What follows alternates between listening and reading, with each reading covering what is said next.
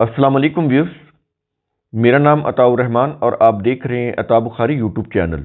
قرآن کریم کی مسلسل ایکسپوزیشن کے سلسلہ میں آج ہم سورہ الانعام کی آیت نمبر 145 کی ایکسپوزیشن کریں گے۔ پچھلے لیکچرز میں حرام و حلال کے سلسلے میں ہم نے وضاحت کی کہ اللہ نے صرف 4 چیزوں کو حرام قرار دیا ہے، ان کے علاوہ کسی اور چیز کو حرام قرار نہیں دیا، اور جو 4 چیزیں ہیں ان سے پہلے لفظ انما لگایا ہے، انما کہا ہے۔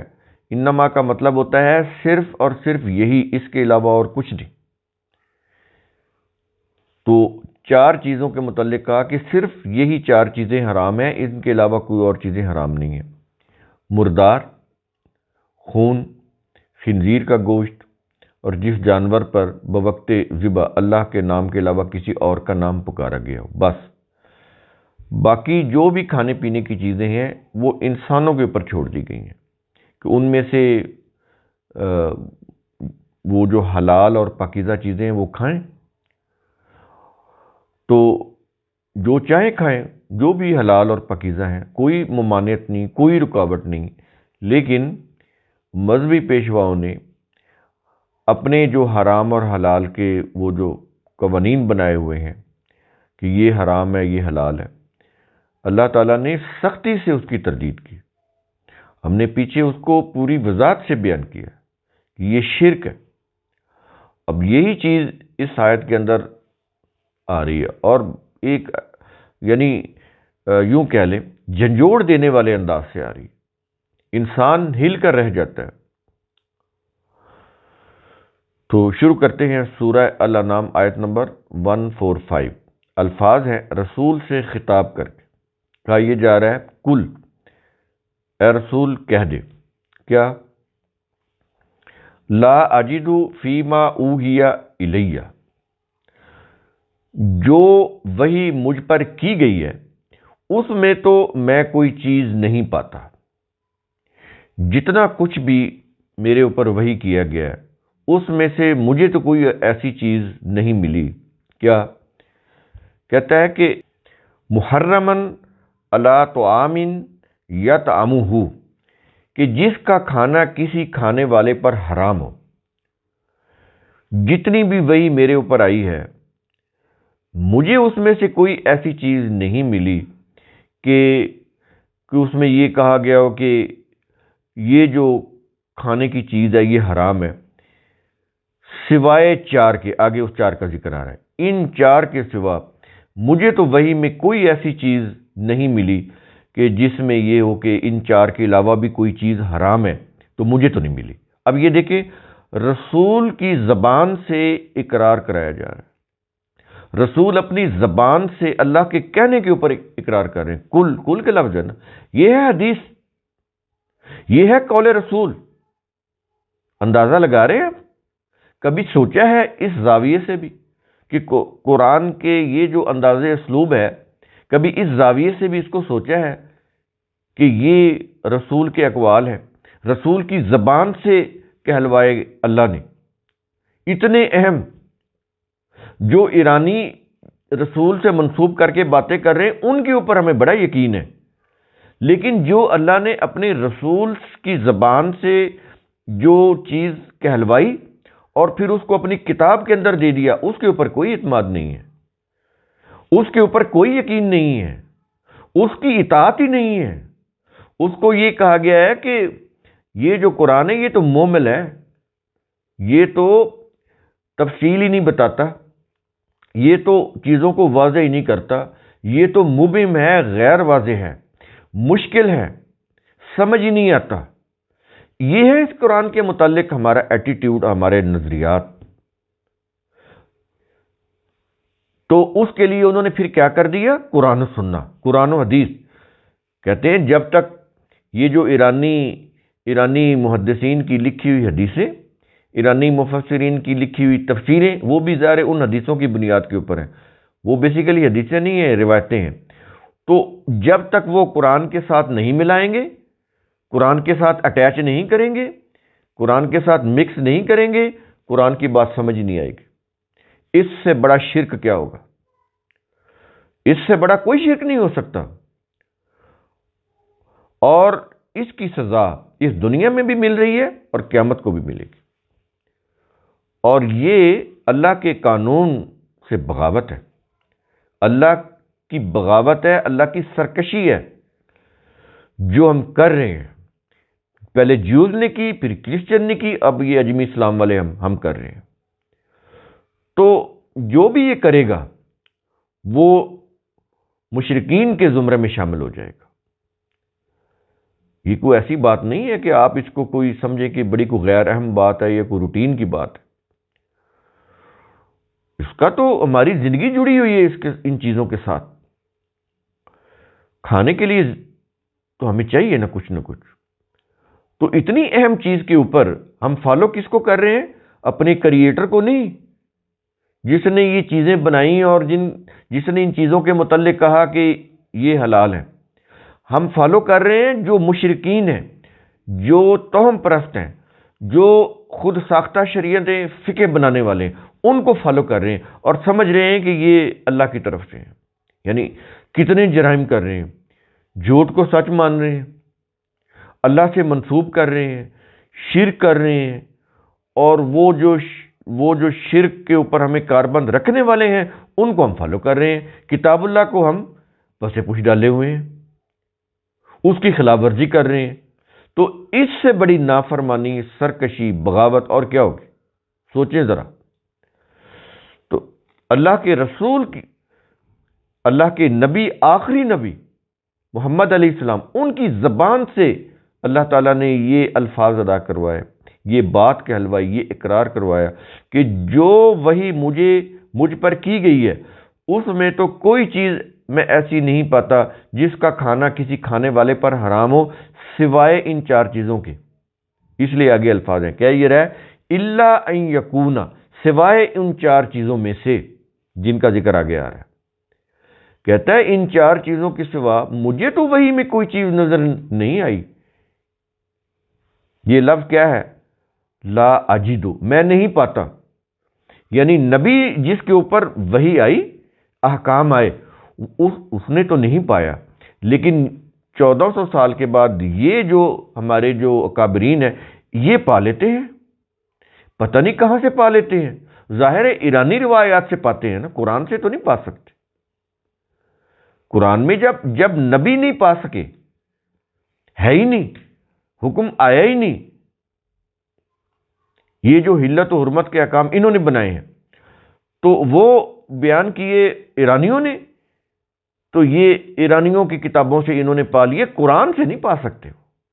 اس لیے وہ قرآن کے مطابق فتویٰ بھی نہیں دیتے۔ یہ بھی ذہن میں رکھیے گا، ان سے کوئی کسی چیز کا فتویٰ لیں، یہ اوپر ایک حدیث لکھیں گے یعنی روایت، نیچے اس کی روح سے فتویٰ دے دیں گے، قرآن کی روح سے نہیں دیں گے۔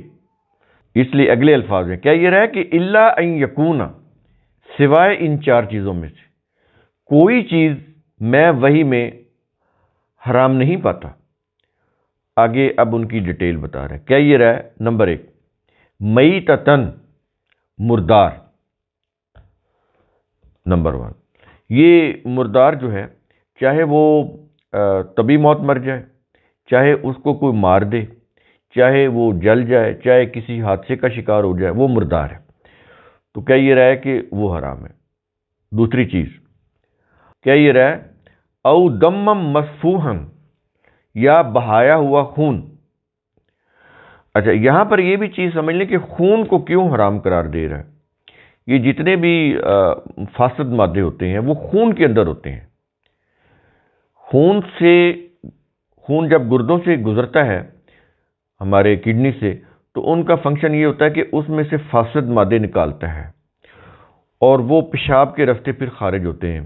تو وہ گردے جو ہوتے ہیں اس میں سے فلٹر کر دیتے ہیں، اس کو ایکسکریٹ کر دیتے ہیں یورین کے طور پر، باقی خون صاف ہو کے ہمارے جسم میں گردش کرتا ہے۔ تو یہ ایک میں نے مثال دی کہ خون میں فاسد مادے ہوتے ہیں، اس لیے اللہ نے خون کو حرام قرار دیا ہے۔ اس لیے کہہ رہا ہے کہ یہ جو بہایا ہوا خون ہے یہ حرام ہے، یعنی خون کوئی بھی، یہ حرام ہے۔ کیونکہ اس کے اندر مضر سے چیزیں ہوتی ہیں. گردے ان کو صاف کرتے ہیں اور باقی خون جو ہے پھر وہ گردش کرتا رہتا ہے.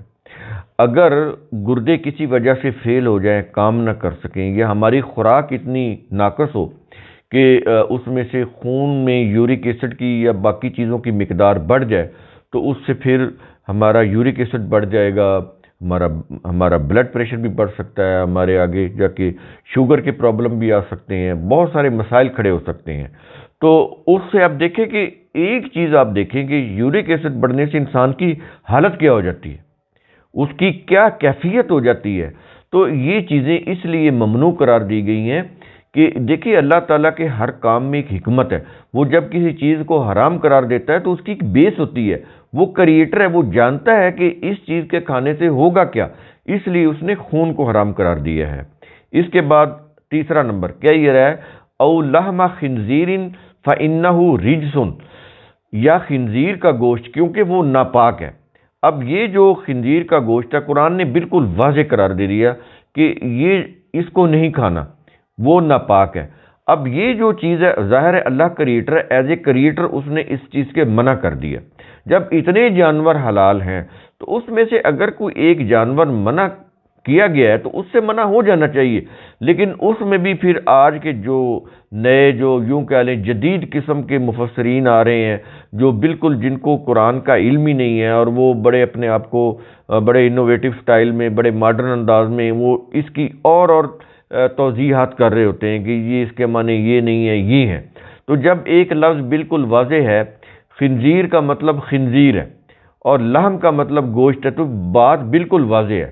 تو جب اتنے حلال جانور ہیں اور ان کو ہم استعمال کر رہے ہیں تو پھر ایک جانور چھوڑنے سے کیا مسئلہ ہے. تو جب منع کر دیا گیا تو پھر اس سے منع ہونا چاہیے.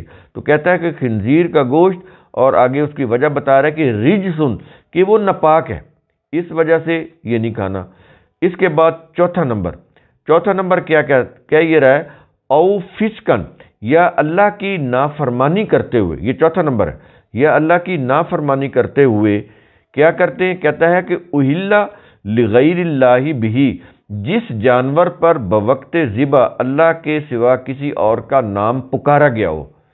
نافرمانی، یہ ظاہر ہے یہ اللہ کی نافرمانی ہے. کسی جانور کو ذبح کرتے ہوئے اللہ کا نام پکارنا چاہیے، اس لیے کہ اس کا کریٹر اللہ ہے اور ہمارا بھی کریٹر اللہ ہے. ہم نے کھانا ہے اور اس جانور کو کھانا ہے، تو دونوں کا کریٹر اللہ ہے. جس نے کھانا ہے اس کو یہ حکم دیا جا رہا ہے کہ تم میری اجازت سے اس کو کھا رہے ہو، ادروائز تمہیں اختیار نہیں تھا کہ تم اس کو کھاتے، اس لیے تم اس کو ذبح کرتے ہوئے میرا نام لو، کیونکہ تم میری اجازت سے اس کو ذبح کر کے کھا رہے ہو تو اس کے اوپر میرا نام لو. تو اس لیے اگر کسی اور کا نام لیں گے، کسی اور کے نام سے پکاریں گے تو وہ پھر حرام ہے. تو یہ 4 چیزیں ہو گئیں جو اللہ نے حرام قرار دی ہیں. اس کے بعد اگلی ایک آپشن ہے، وہ ایک یوں کہہ لیں ایک امکانی چیز ہے، ہو سکتا ہے. تو اس لیے اس کو یہاں پر قانونی طور پر بیان کیا گیا ہے. کیا یہ رہا ہے کہ فمن اضطر، پھر جو کوئی شخص ایسی چیز کے کھانے پر مجبور ہو جائے. یہ جو 4 چیزیں ہم نے بتائی ہیں، کہتا ہے کہ ان چیزوں میں سے کسی چیز کو مجبوراً کھانے پر وہ مجبور ہو جائے تو پھر کیا ہے.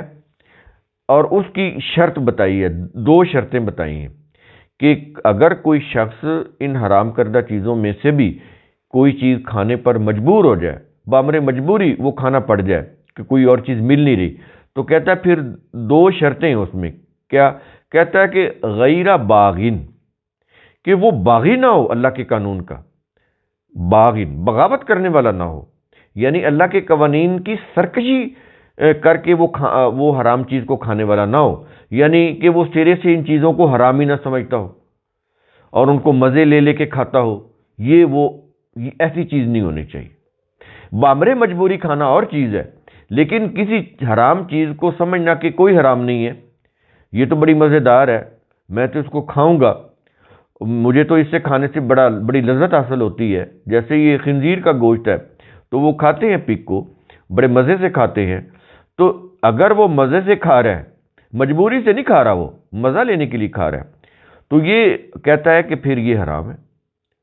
تو جو شخص مجبور ہو جائے، لیکن وہ مجبوری ایسی ہے کہ وہ اس کی ڈیفائن کر دی گئی ہے کیفیت، کہ وہ بغاوت کر کے، سرکشی کر کے اللہ کے قوانین کی اپنے مزے کے لیے وہ نہ کھا رہا ہو، مجبوراً کھا رہا ہو، ایک چیز۔ اور دوسری چیز کہتا ہے ولا عادن، اور نہ ہی حد سے گزرنے والا کوئی عادی مجرم ہو، حد سے بھی گزرنے والا نہ ہو۔ یعنی ایک چیز کو اللہ نے حرام قرار دیا ہے، خنزیر کے گوشت کو اللہ نے حرام قرار دیا ہے، اور کوئی شخص حد سے گزر جائے اور اس کو کھانا شروع کر دے، ٹھیک ہے نا؟ تو اور اس کو پھر کھاتا رہے، یہ پھر عادی مجرم بھی ہو گیا، کیونکہ وہ تو اس کو حرام سمجھ ہی نہیں رہا، مجبوری کی حالت میں نہیں کھا رہا۔